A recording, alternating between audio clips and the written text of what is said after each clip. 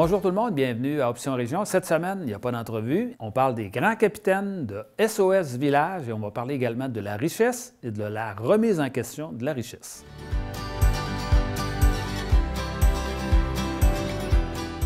On passe maintenant à un livre que j'ai lu qui s'intitule « Les grands capitaines ». Les grands capitaines, c'est un livre qui a été écrit récemment par Arnaud Bain aux éditions Perrin. Il raconte l'histoire et la stratégie des 15 plus grands capitaines, des capitaines de guerre, on pourrait dire, qui ont mené leurs troupes à la victoire. L'auteur utilise le terme capitaine parce que ça vient du latin capitis, qui veut dire tête. Ça veut dire ça que le capitaine, c'est celui qui est à la tête des troupes en toute occasion. L'auteur nous fait comprendre que les plus grands capitaines, que ce soit Napoléon ou Genghis Khan, étaient des génies de l'improvisation qui refusaient de suivre les modèles établis et qui sentaient en une fraction de seconde ce qu'il fallait faire au bon moment. Pour pouvoir prendre des bonnes décisions, bien, ça prend plusieurs qualités. Et dans le fond, il fallait qu'ils soient capables de surpasser tous leurs soldats. Il fallait qu'ils puissent démontrer à leurs soldats qu'ils étaient menés entre bonnes mains. Et qu'est-ce que ça prend pour devenir un grand capitaine, un bon capitaine? Bien, ça prend de la prudence, ça prend du courage, ça prend aussi de la justice, ça prend de la tempérance. Puis on dit aussi qu'il faut savoir ménager ses troupes et éviter des combats qui peuvent être inutiles ou désastreux.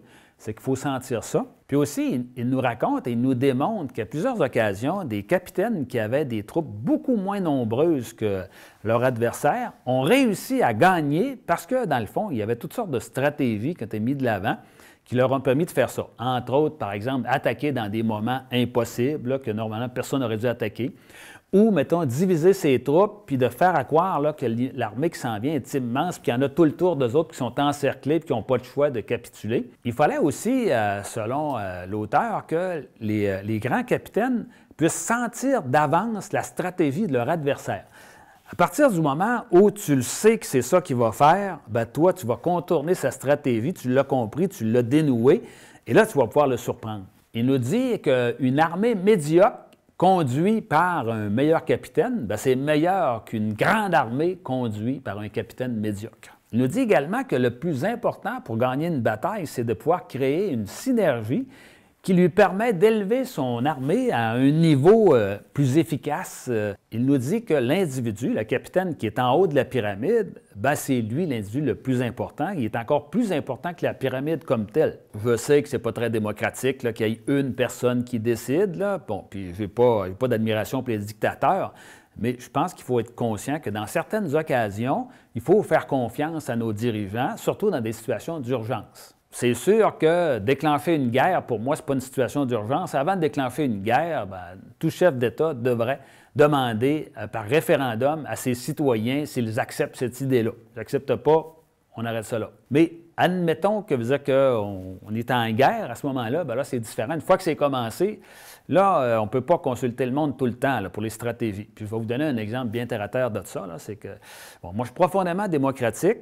Mais si j'avais été, mettons, dans l'avion du capitaine Piché, quand il a manqué d'essence au-dessus de l'océan, bon, je ne pense pas que j'aurais demandé à tous les passagers de voter pour savoir quelle était la meilleure stratégie. Je pense qu'il fallait faire confiance à la personne qui avait le plus de chances de nous sauver collectivement. Je ne pense pas que c'était aux passagers à dire au capitaine Piché ce qu'il devait faire. Fait que dans des circonstances, on pourrait dire d'urgence, parfois, il faut faire confiance. Et c'est comme ça qu'on peut s'en sortir. On revient au grand capitaine. Bon, en plus là, des éléments que j'ai déjà mentionnés, il y a d'autres caractéristiques que doit posséder un grand capitaine.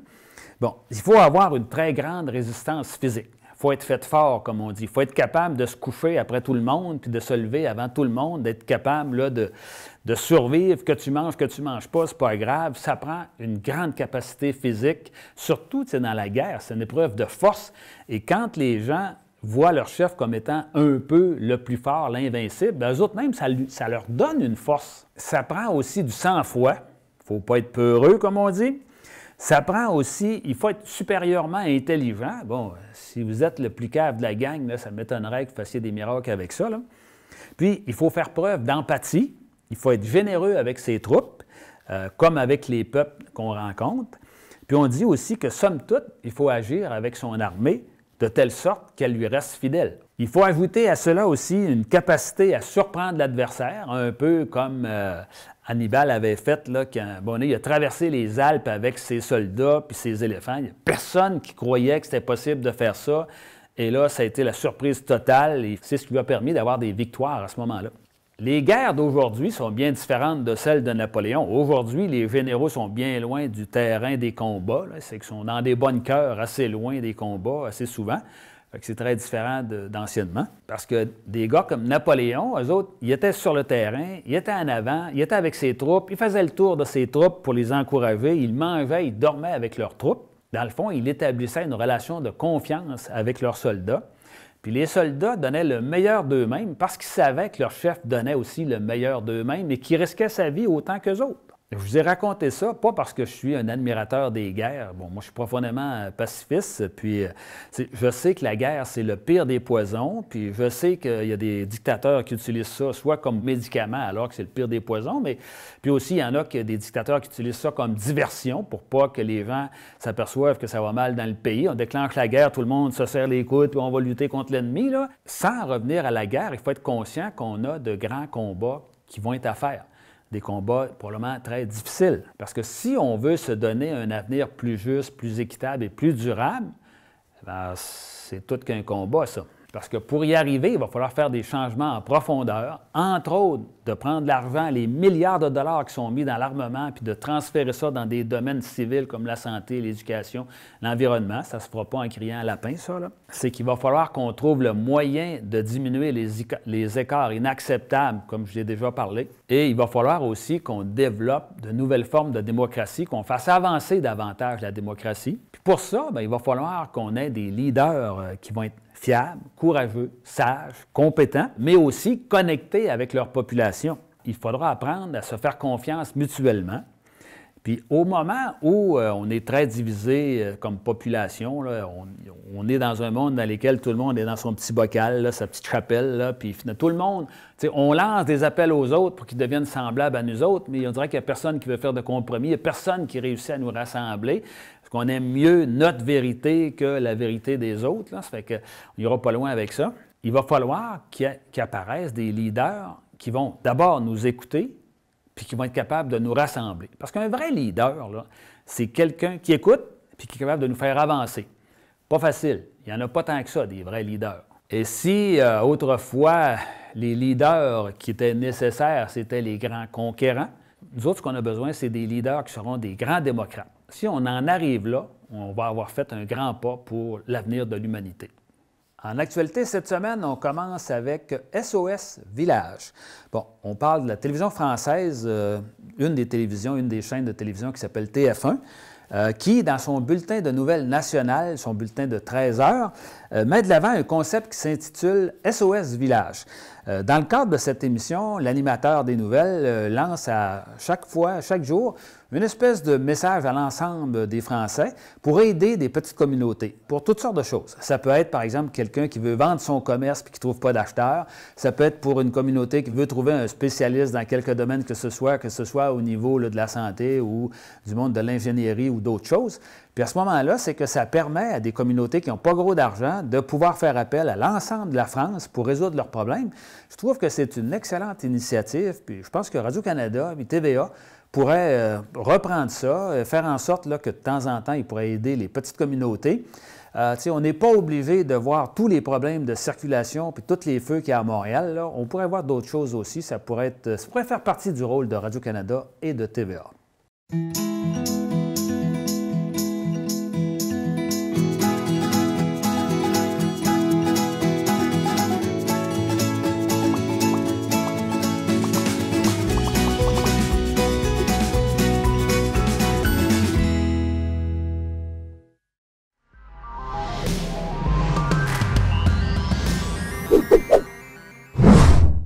On passe maintenant on va parler de la richesse. On va parler de la richesse qui dépasse les limites de l'entendement, on pourrait dire. Et aussi, on va parler de pourquoi est-ce qu'on devrait changer ça, ces grandes richesses-là. Mon propos de cette semaine est tiré d'un article du Devoir de Jean-François Nadeau qui a été publié au début de février 2019. Et son article s'intitule « Une noyade ». Et dans le fond, ce qu'il nous raconte, c'est qu'il y a de plus en plus d'argent qui voguent sur les mers, des bateaux qui voguent sur les mers. Et à ce moment-là, j'ai décidé là, de vous parler un peu de ça, des bateaux qui existent au niveau régional, au niveau national, mais aussi au niveau international. On commence avec le régional. Bien, de plus en plus de gens achètent des bateaux. Bon, c'est plaisant faire du bateau. Et pour ceux qui veulent montrer qu'ils ont réussi, bien, c'est une belle façon de montrer ça. Tu as un beau gros bateau, donc tu as réussi. Là. La possession d'un bateau, c'est sans contredit un signe de richesse. Est-ce que c'est une vraie richesse? Bien là, c'est une autre affaire. Là, mais bon. Puis, au Canada, il s'agit d'un marché de 2 milliards de dollars, les ventes de bateaux à chaque année. C'est beaucoup d'argent. Et comme j'habite tout proche du lac Saint-Jean, j'ai l'occasion de voir tous les nouveaux bateaux qui se promènent. Et je suis toujours surpris de voir qu'il y en a de plus en plus, puis de plus en plus gros. Et des fois, je me demande à quelle place que les gens prennent leur argent pour acheter ça.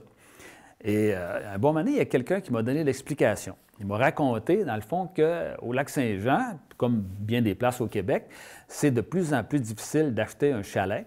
Les prix sont déraisonnables. On parle de 200 000 en montant, 300 000 et même 400 000 Fait que c'est plus abordable. Puis si on calcule en plus les assurances, les taxes, etc., c'est vraiment plus abordable pour les gens de la classe moyenne.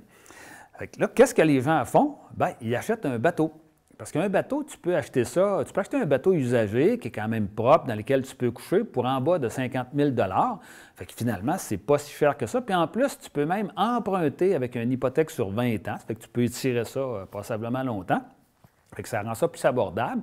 Ça fait plaisir aux enfants aussi, qui se promènent en bateau, vont coucher, aller sur une île, etc. Fait que c'est très sympathique, entre guillemets. Ça prend une place dans la marina, mais au lac Saint-Jean, les places dans la marina, ça ne coûte pas très cher. Fait que finalement, si vous voulez faire croire que vous avez de l'argent, à ce moment-là, vous achetez un bateau et vous êtes en business. Comme on dit, c'est l'affaire est ketchup. Si au lac Saint-Jean, l'argent qui est mis dans les bateaux, ça demeure quand même très raisonnable, bien, on peut voir là, qu'ailleurs, ça commence à être assez différent. Là. On pourrait dire que ça déborde. Et c'est le sujet justement de la chronique que je vous parlais de Jean-François Nadeau, là, qui raconte les folies des multimillionnaires et des milliardaires en matière de bateaux. Au Québec, à part Tony Accurso, qui avait un bateau d'à peu près 5 millions de dollars dans lequel il invitait les gens qui lui rendaient des services, entre guillemets, il y a bien sûr Guy Laliberté, qui a un gros bateau de 185 pieds, ça commence à être assez gros. Un bateau qu'il loue à 270 000 par semaine, c'est assez cher, mais dans le fond, c'est que par rapport à d'autres bateaux de d'autres multimilliardaires, bien, c'est quasiment comme une petite chaloupe, là. Et aujourd'hui, sur la planète, c'est à qui aura le plus gros bateau. Il y a une espèce de course là, à l'effet que mon père est plus fort que le tien. Puis là, il y a des gens qui, de plus en plus, ont d'immenses bateaux personnels. C'est ainsi qu'un des premiers à avoir un immense bateau, c'était le milliardaire saoudien de l'Arabie saoudite qui s'appelle Adnan Khashoggi, qui a fait fortune dans le commerce des armes. Ça, le commerce des armes, ça, c'est un commerce très sympathique qui peut aider au développement des droits humains. Tout le monde sait ça. Et notre ami Khashoggi, lui, avait acheté en 1988 celui qui est le plus gros bateau qui existait à l'époque, un bateau de 289 pieds de longueur. Par la suite, il y a eu un milliardaire du nom de Wexner qui a fait son argent dans les sous-vêtements féminins, qui, lui, s'est offert un bateau de 315 pieds de longueur. Puis, il y a eu le Français Bernard Arnault, qui, lui, c'est le milliardaire des produits de luxe, là, les montres de luxe, les bijoux, les sacoches, toutes les affaires de luxe. Hein. Et lui, on dit qu'il gagne en 1 heure ce que la plupart des travailleurs ne gagneront pas dans toute leur vie. On donne une idée de l'argent qu'il peut avoir, là. Et lui, il s'était acheté un bateau de 331 pieds qui avait été enregistré sous pavillon des îles Caïmans, un des paradis fiscaux qui permet de sauver bien de l'argent, bien entendu. Puis après ça, on est passé à 413 pieds de longueur pour un dénommé Paul Allen, qui est le cofondateur de Microsoft avec Bill Gates. Puis, ce fut dernièrement un émir du pétrole qui s'est acheté un bateau de 591 pieds, soit plus du double de longueur d'un terrain de football, et il peut filer à 60 km. Vous pouvez voir une photo là, à l'écran. Un bateau comme ça doit dépenser plus de gaz qu'une fusée spatiale, là, et ça l'a coûté la bagatelle de 700 millions de dollars. Lorsqu'on est rendu qu'une personne peut posséder, entre autres, parmi ses biens, il peut posséder un bateau personnel dans lequel plusieurs milliers de personnes pourraient embarquer, c'est un paquebot dans le fond, il me semble que c'est exagéré. Dans une autre chronique, je vous ai parlé de la fin du capitalisme. J'ai l'impression qu'il y en a qui en profitent avant que ça pète, puis j'ai l'impression aussi qu'il y en a qui vont contribuer à ce que ça pète de plus en plus rapidement par ce genre de folie-là. Certains diront que c'est leur argent et qu'ils peuvent faire ce qu'ils veulent avec. Ben moi, tout comme Jean-François Nadeau, je trouve que ça n'a pas d'allure. Qu'est-ce que ça va prendre à nos milliardaires bientôt pour satisfaire leurs désirs? Ça va être quoi là, après ça? C'est que là, ça va être d'acheter un continent? Quand on est rendu qu'il y a des gens qui possèdent tellement de biens que quand on regarde Louis XIV avec le château de Versailles puis qu'il a quasiment l'air d'un bien-être par rapport à eux autres, là, ça veut dire qu'on a passé tout droit, ça fait un bon bout de temps. En parlant d'habitation, de château, bien, il y a une nouvelle mode, entre autres, qui est commencée là, pour les multimilliardaires, les multimillionnaires. Entre autres, on construit des nouvelles tours qui sont effilées, qui sont très, très hautes, mais qui sont très minces, très petites, comme on peut voir à l'écran. Il y en a une là, qui a été construite tout près de Central Park. Là, on s'organise pour avoir une belle vue à quelque part. Et ces tours-là, ils sont construites, entre autres, en achetant l'air qui est au-dessus des autres bâtiments autour. C'est que là, comme on ne veut pas qu'il y ait d'autres tours qui se construisent pour qu'on perde la vue, bien, à ce moment-là, c'est que là, les bâtiments, mettons, qui ont 3 étages ou 10 étages, bien, on achète le ciel qui est au-dessus. Eux autres, ils ne pourront plus jamais construire, mais vous autres, vous allez pouvoir conserver une vue. Ça veut dire qu'il y a des gens qui achètent la vue, qui se permettent de cacher le soleil des autres, parce que là, ça va leur faire de l'ombre à d'autres endroits. Mais, puis eux autres, ils vont pouvoir garder leur belle vue jusqu'à la fin des temps parce qu'ils ont acheté en partie le paysage. Et ça, c'est sûr qu'entre autres, ça demande des défis de construction assez importants. Normalement, les tours jusqu'à maintenant, quand tu arrives à une certaine hauteur, là, bien, ça balance un peu. Mais les multimilliardaires, semble-t-il, ils n'aiment pas ça que ça brasse. Fait qu'à ce moment-là, on a trouvé une nouvelle façon technologique là, de bâtir ces tours-là. On met des immenses réservoirs d'eau au-dessus et l'eau qui est dedans empêche la tour de brasser. Bon, il y a aussi des éléments là, dans la structure de base là, qui sont faits pour ça, l'espèce de spring, entre guillemets. Puis aussi, c'est qu'à certains étages, on met une forme circulaire, puis à ce moment-là, le vent peut tourner là-dedans sans prendre la tour. Et tout ça, il y a un prix pour ça. Puis entre autres, si jamais vous êtes intéressé, bien, un 3,5, ça commence à 20 millions de dollars. Si vous voulez avoir quelque chose de plus grand, genre penthouse, bien, c'est 100 millions de dollars. Et quand on pense que souvent, ces habitats-là ne seront presque pas occupés parce qu'entre autres, les gens qui sont multimilliardaires, bien, des maisons, il y en a un peu partout. C'est pour ça que ça risque d'être occupé quelques jours, quelques semaines par année. Complètement fou. Sincèrement, je ne crois pas qu'il y a aucune personne sur la Terre qui mérite d'avoir autant d'argent, autant de biens. Bon, même si les personnes sont très, très vaillantes, même s'ils ont réussi dans la vie, ça n'a pas d'allure. Je ne pense pas qu'on doive accepter ça. Pourquoi? Bien, entre autres, parce qu'il faut savoir qu'il y a 1 milliard de personnes sur la Terre, en 2018, qui vivaient avec moins de 1 $ par jour. Il y a 2,8 milliards de personnes, soit à peu près la moitié de la planète, qui vit avec moins de 2 $ par jour. Ça n'a aucun sens. Et si on ajoute à ça qu'il y a 10 % de la population mondiale qui n'a pas accès à l'eau potable, qui sont encore en train d'aller charrier de l'eau dans des rivières pas toujours bonnes, là, qui peuvent entraîner toutes sortes de maladies, bien, ça veut dire qu'on parle là, de plusieurs centaines de millions de personnes qui n'ont même pas accès à l'eau potable. Il me semble que dans une planète humaine, on ne peut pas tolérer ça. Il y a des gens qui vont dire on ne peut rien faire. Bien, moi, je ne suis pas d'accord avec ça. Il y a toujours quelque chose qu'on peut faire. Par exemple, l'ONU a calculé que si on prenait un quart de l'argent qui est mis dans les dépenses militaires aux États-Unis, qui sont autour de 1 000 milliards de dollars, si on prenait un quart de cet argent-là, qui sert à tuer du monde, là, les armes, c'est pour tuer du monde, bien, on pourrait éradiquer la majorité de la pauvreté sur la planète. Fait que des solutions, il y en a. L'argent, il y en a, sauf que ça prend des décisions politiques en conséquence de tout ça. Il faut qu'on revienne à une société plus équitable. Sinon, je vous le dis, ça va péter aux frettes. Je ne suis pas le seul qui pense ça. Les révolutions, ça s'est fait là, quand il y avait des écarts démesurés, et là, c'est là-dedans qu'on est. En plus, c'est quand on pense là, que ces fortunes-là sont léguées aux générations suivantes, à leurs enfants, etc., ça veut dire que ces gens-là vont pouvoir demeurer riches pour l'éternité, puis ils vont faire encore de plus en plus d'argent parce que c'est avec l'argent qu'on fait de l'argent. C'est comme ça que ça marche. C'est-à-dire qu'on est bien loin d'une société juste et équitable. Puis je ne veux pas que tout le monde gagne le même salaire. Je suis d'accord avec ça, qu'il y a des gens qui méritent plus, il y a des gens qui sont plus vaillants, etc. Puis je pense qu'il faut encourager l'effort. Je n'ai pas de problème avec ça. Mais à un certain moment donné, il me semble qu'il faut qu'il y ait des limites à quelque part. Parce que accepter de telles inéquités, c'est accepter de s'auto-détruire. C'est vers là qu'on va aller. Puis je le sais qu'il y a des entrepreneurs qui sont partis de rien, qui ont bâti des business assez extraordinaires, qui ont fait travailler des centaines, parfois des milliers de personnes, puis que si on disait « vous ne pouvez plus faire d'argent », peut-être que ces gens-là, ils ne le feraient pas, puis on serait peut-être collectivement, on serait peut-être perdant de tout ça. Ça fait que je pense qu'il faut en tenir compte aussi. Mais comme je dis toujours, il y a toujours une solution à n'importe quel problème. En plus aussi, c'est que j'ai rencontré dans ma vie des gens qui avaient de l'argent, puis la plupart des gens qui avaient de l'argent me disaient qu'ils ne faisaient pas ça pour l'argent. Ce n'était pas l'argent qui était le plus important pour eux autres, c'était plus de se valoriser, d'avoir bâti quelque chose. Bien, si c'est le cas que ce n'est pas l'argent qui est le plus important, on devrait leur donner l'occasion de le démontrer. Fait que moi, mon système, ce que je proposerais par rapport à la richesse, c'est que j'accepterais que les gens puissent gagner l'argent qu'ils veulent, qu'ils puissent même avoir des millions, sinon des milliards, et que finalement, ils puissent s'en servir pour contribuer à faire des jobs et à aider, dans certains cas, mais je mettrais des conditions. Bon, je mettrais 3 grandes conditions. La première, c'est que tous les abris fiscaux de la planète soient abolis, parce que ce n'est pas normal de pouvoir cacher de l'argent.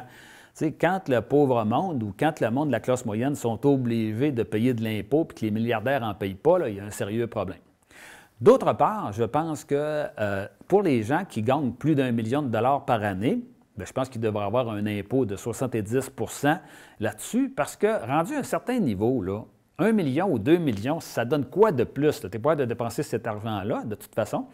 Puis c'est un peu, mettons, comme les joueurs de hockey. Quand même, quand tu vas doubler le salaire, ils ne feront pas le double de points. Rendu à un certain niveau, là, ça ne donne plus rien d'en donner. C'est quasiment juste pour paraître. Puis aussi, c'est qu'il faut que les entreprises payent au moins une partie de l'impôt. Bon, et dans les années 60, les entreprises payaient une partie importante des impôts, mais là, présentement, ils ne payent presque plus rien.